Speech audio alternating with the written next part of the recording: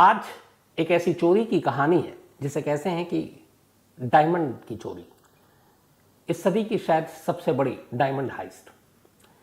एक ऐसी चोरी जिसकी फुल प्रूफ प्लानिंग की गई और इस चोरी का जो मास्टरमाइंड था उसकी तो कहानी कहने ही क्या। इटली का रहने वाला वो शख्स जब छोटा था और कहते हैं कि बिल्कुल बच्चा 2-4 साल की उम्र होगी, पड़ोस की एक शॉप में गया और वहां से कुछ लेकर आना था और वो उस वक्त कई सौ रुपए उस दुकान से चुरा कर ले आया। दुकानदार को थोड़ी नींद आ गई और उसने उसके गले पे हाथ मारा और पैसा ले आया। माँ ने उसे डांटा भी। स्कूल गया तो टीचर के पैसे चुराने लगा, कॉलेज गया तो साथियों के और बाकी लोगों की चीजें चुराने लगा और उसे चोरी करना बुरा नहीं लगता था बल्कि मजा आता था। फिर पता नहीं क्या हुआ कि वो जब गुजरता था कहीं ज्वेलरी शॉप से तो उसे सोने चांदी हीरे बड़ी अपनी तरफ खींचते थे। तो उसने कहा कि ये पैसे वैसे चुराने का मतलब नहीं है, यही गहने चुराओ। उसके बाद उसने इटली के अलग अलग वो शहरों में जाता, किसी एक डायमंड शॉप को देखता, उसके सबसे करीब एक गेस्ट हाउस या होटल में रुक जाता और फिर वहां पर वो खरीदार बन के जाता और उसी दौरान में वो अपनी नज़रों से सब कुछ भांप लेता और फिर जैसे ही मौका देखता रात के अंधेरे में शॉप बंद और वो दुकान पर हाथ साफ कर देता। उसके बाद वहां से निकल लेता, कभी भी एक शहर में नहीं टिका।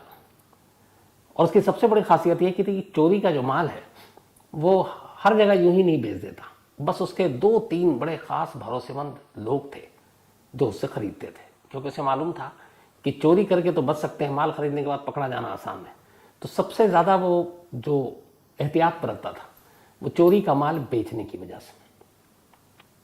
धीरे धीरे वो इस खेल में माहिर होता गया और फिर उसे पता चला ऐसी चोरी करते करते कि बेल्जियम में डायमंड का बहुत बड़ा कारोबार होता है, अरबों खरबों रुपए का। और वहां पर बाकायदा एक डायमंड सेंटर है जिसमें रोज अरबों रुपए के हीरे लाए जाते हैं, तराशे हुए, बिना तराशे हुए, बिना कट वाले। इसने सोचा कि कहां इधर छोटी मोटी चोरियां कर रहा हूं, चलो बड़ा हाथ मारते हैं। अब ये बेल्जियम पहुंच जाता है। इस शख्स का नाम है लियोनार्डो नोटार बार्टोलो।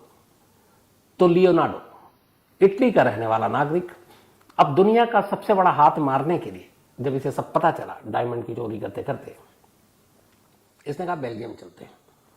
अब ये बेल्जियम पहुंचा, ये बात है 1998-1999 की। बेल्जियम जाने के बाद पैसे खासे अच्छे खासे चोरी के इसके पास तो थे ही थे। वहां पे एक एंटवर्प डायमंड सेंटर है, कहते हैं दुनिया का सबसे मशहूर और जहां पर अरबों खरबों रुपए के डायमंड होते हैं। तो एंटवर्प डायमंड सेंटर ये बेल्जियम में है और बहुत ही भीड़ भाड़ वाली जगह पर है। एक पूरी बिल्डिंग है और वहां पर डायमंड का कारोबार होता है। दुनिया भर से लोग आते हैं बेशकीमती हीरे लेने बेचने और दिन भर कारोबार होता है। और जब रात को ये बंद होता है तो उसी बिल्डिंग के नीचे बेसमेंट में 2 मंजिल है। उन 2 मंजिला बेसमेंट जमीन के अंदर जो 2 मंजिल है वहां पे सारे ये डायमंड और उसके साथ गोल्ड ये सब एक तिजोरी में रखे जाते थे।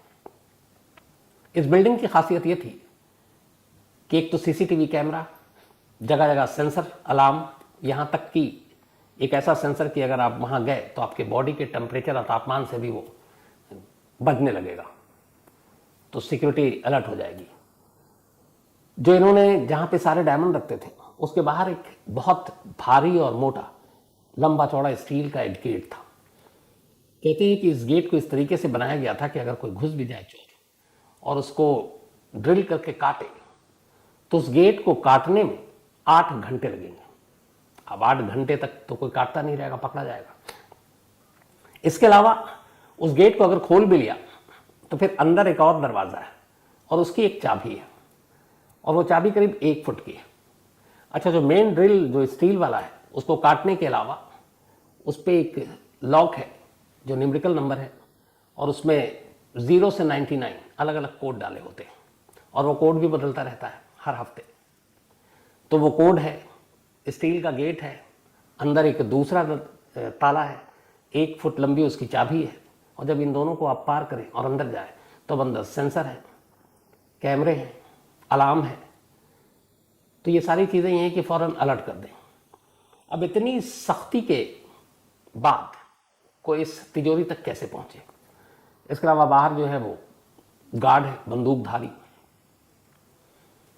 तो हर तरफ से सख्ती। और सबसे बड़ी बात यह कि इस बिल्डिंग में दाखिल होने वाला कोई भी शख्स, चाहे उस बिल्डिंग में उसकी दुकान हो, दो चीजें अलाउड नहीं थी, एक फोन और दूसरा कैमरा, ताकि इस बिल्डिंग के अंदर की कोई भी तस्वीर कोई ना खींच पाए और वो उस वॉल्ट की तिजोरी की, ताकि कोई इसका नक्शा बना ले। तो आप कोई कैमरा और फोन ले ही नहीं जा सकते थे। और 2000 आते आते मोबाइल आ चुका था, तो कैमरा और फोन दोनों आप अलाउड नहीं है, चाहे उस बिल्डिंग के अंदर जो खुद बिजनेसमैन बैठे हुए अपनी अपनी शॉप या दफ्तर खोलकर, उनके लिए भी नहीं। अब ये सारी जानकारी लियोनार्डो वहां पर पहुंचने के बाद धीरे धीरे लोगों से घुलता मिलता और अभी तक बाहर से जानकारी हासिल कर रहा है। इस एंटर डायमंड सेंटर के ठीक बाहर एक कॉफी शॉप था। उस कॉफी शॉप में एक जगह पर एक विंडो है, साइड में आप बैठिए और बैठकर आप उस डायमंड सेंटर को निहारते रहिए।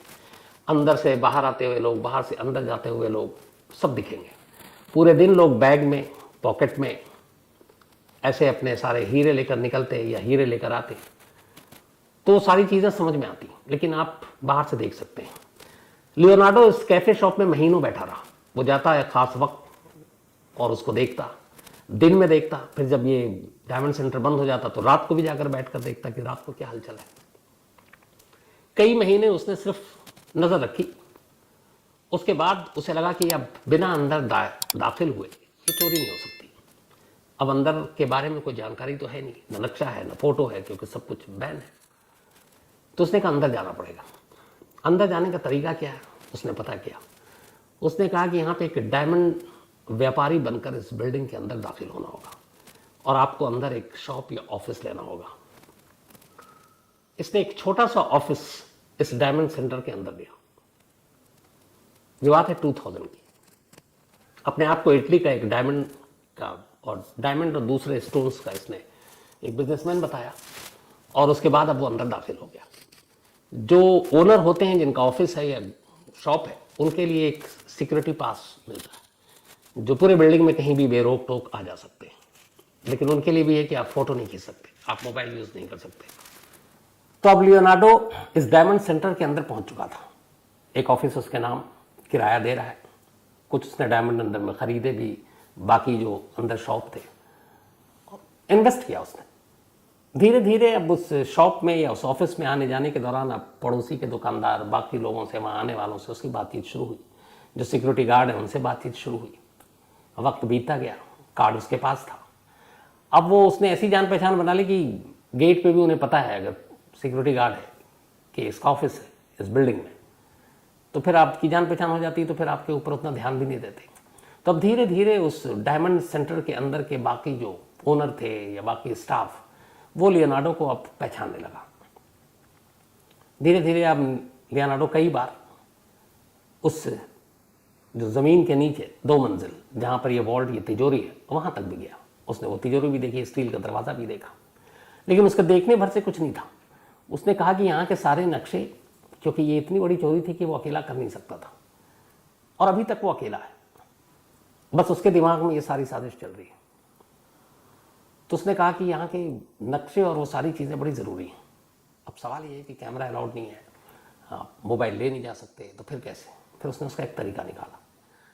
उसने मार्केट से एक पेन खरीदा, एक पेन कैम, वो पेन जिसमें कैमरा होता है हाई रेजोल्यूशन का। और वो शुरू से ही जब उसने ये ऑफिस खरीदा, हर चीज़ उसके जहन में पहले से थी।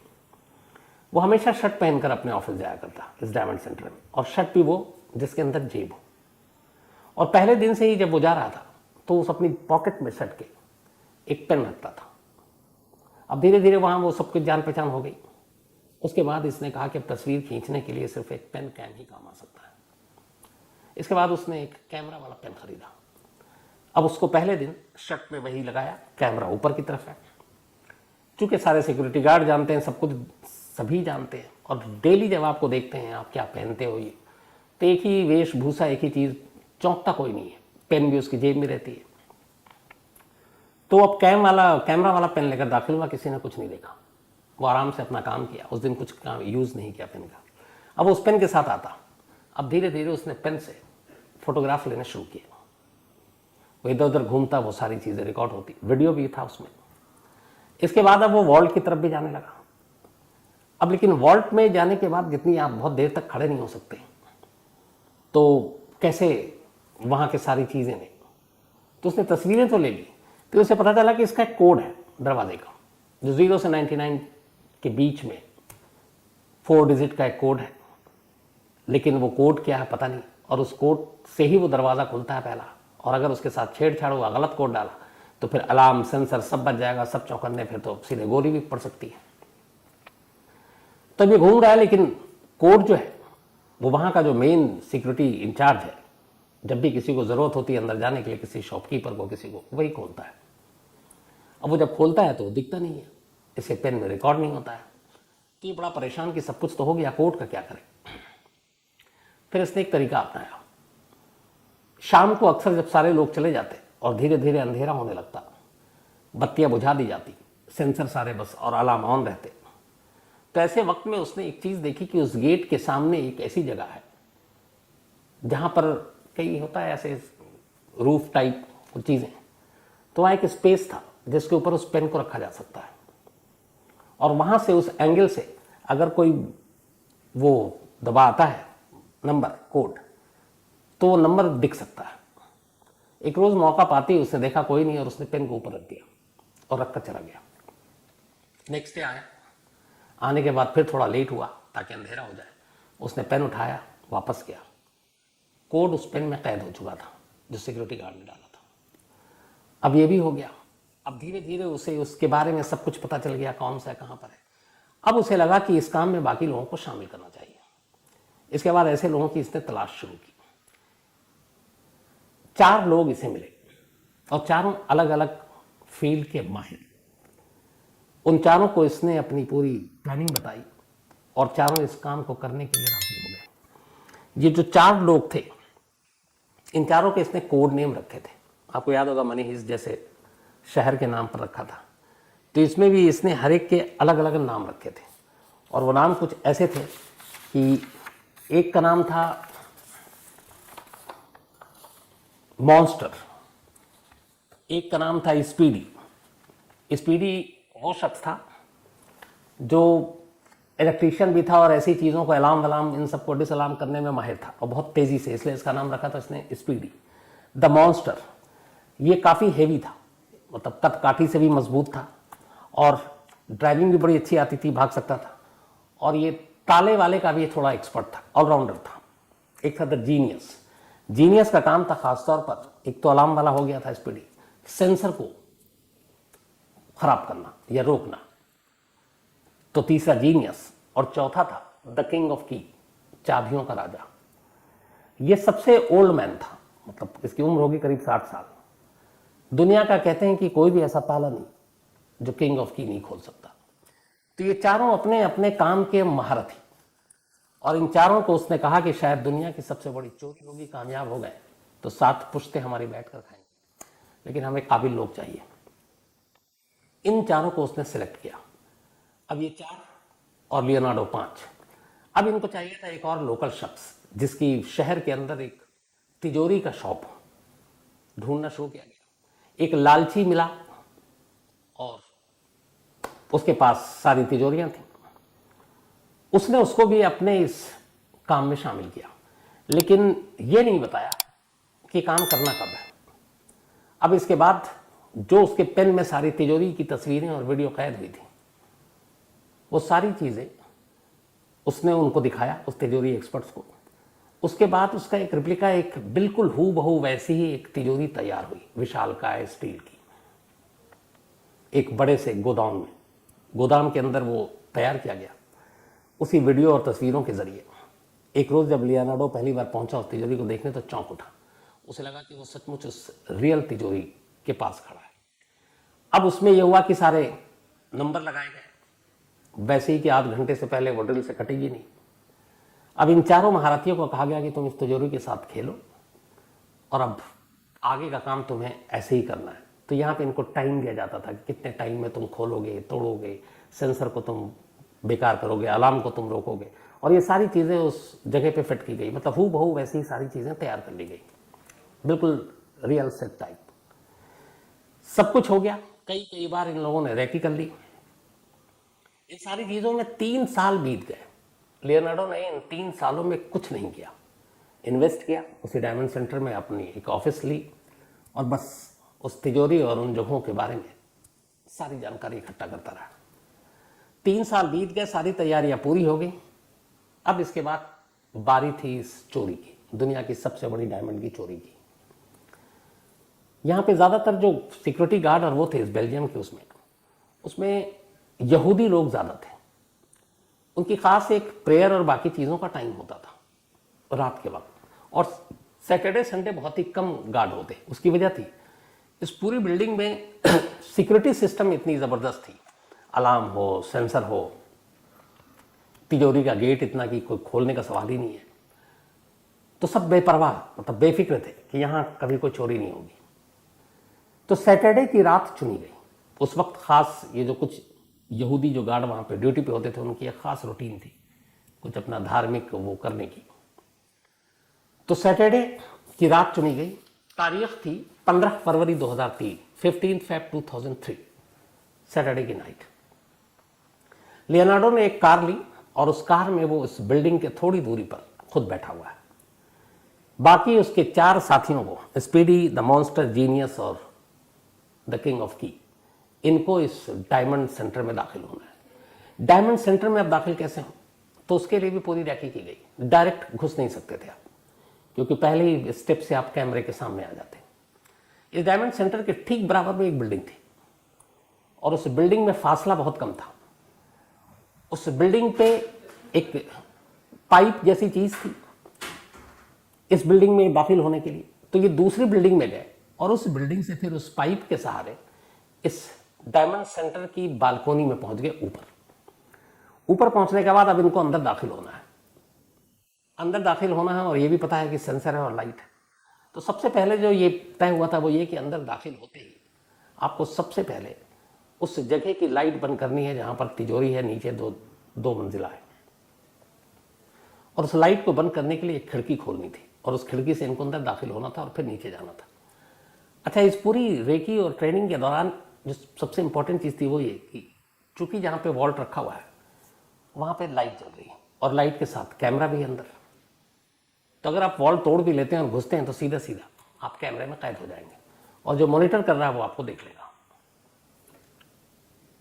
तो ये हुआ कि अंधेरे में ही वॉल्ट खोलना है, अंधेरे में ही सब कुछ करना है। उसकी इन्होंने प्रैक्टिस की अंधेरे में, इसलिए कि जहाँ पे वॉल्ट है वहाँ पे रोशनी नहीं होगी, पहले ही बंद कर दी जाएगी।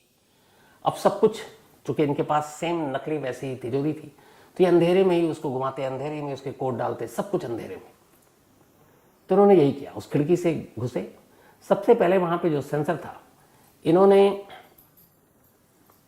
अपने साथ एक तो ये हेयर स्प्रे लेकर गए थे और इन्हें पता था कि जो बॉडी टेम्परेचर और बाकी चीज़ों के जो वो है, वो अगर हेयर स्प्रे डाले तो उसमें ऑयल और बाकी चीज़ें होती है, वो काम करना बंद कर देता है। इसके बारे में इन्होंने पूरी टेक्निकल नॉलेज ली थी।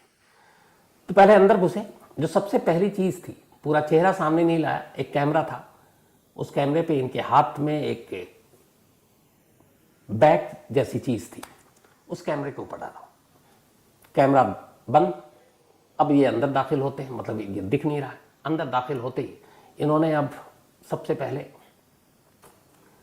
जो इस हेयर स्प्रे अपने साथ लेकर आए थे वो सेंसर के पास उससे नज़दीक पहुंचकर उस पर डालते जाते हैं। सेंसर काम करना बंद करता जाता है, ठीक यही अलार्म के साथ करते हैं।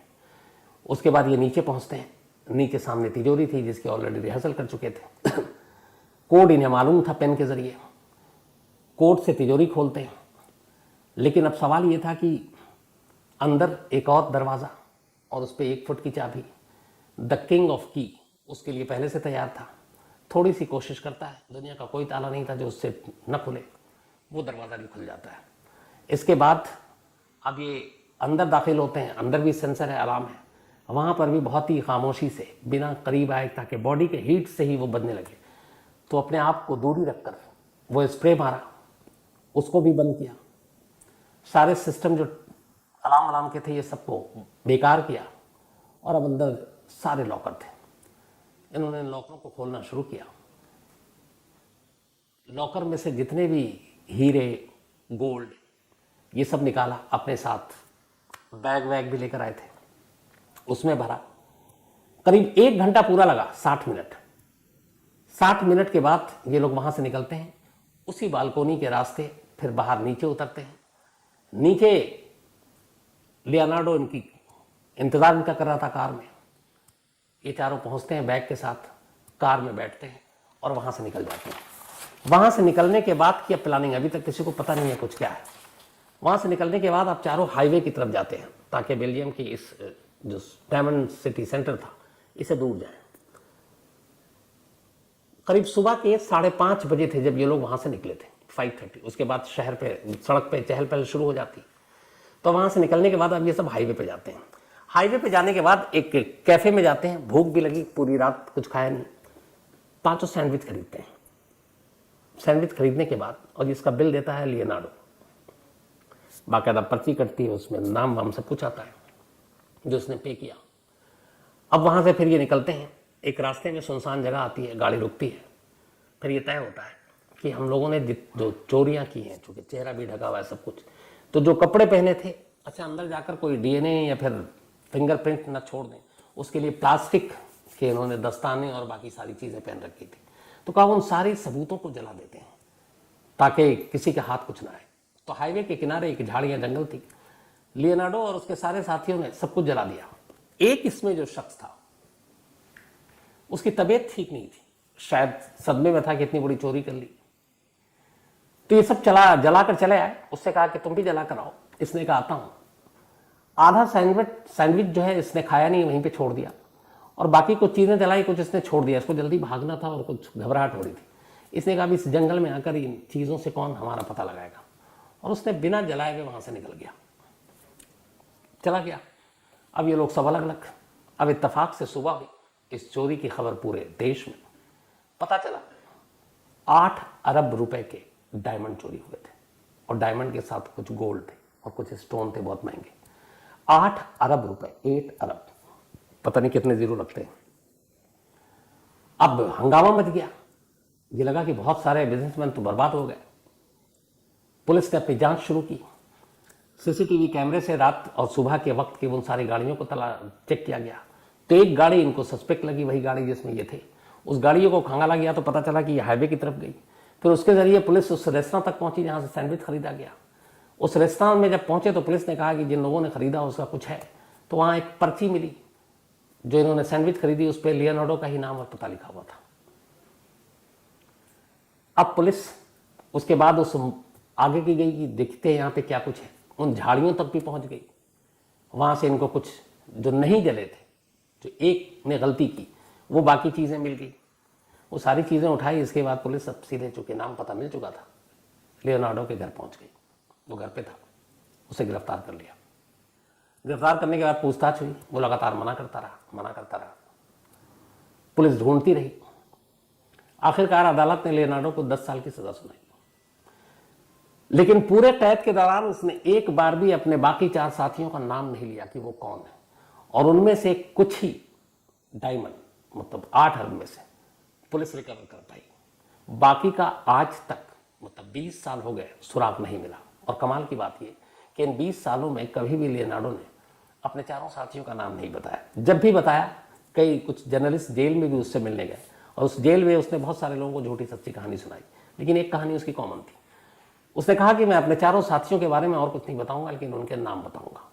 और वो जब भी नाम बताता तो यही बताता, speedy, monster, genius, the king of keys. ये उसने निकनेम रखा था, जैसे मनी हाइस्ट में था। बाद में उसने एक और लाइन कही, जब ये कहा गया कि 8 अरब की चोरी की है तुमने। उसने कहा नहीं, मैंने शायद 18-20 मिलियन उस वक्त था, उसके डायमंड थे, लेकिन ये मैंने चोरी नहीं की।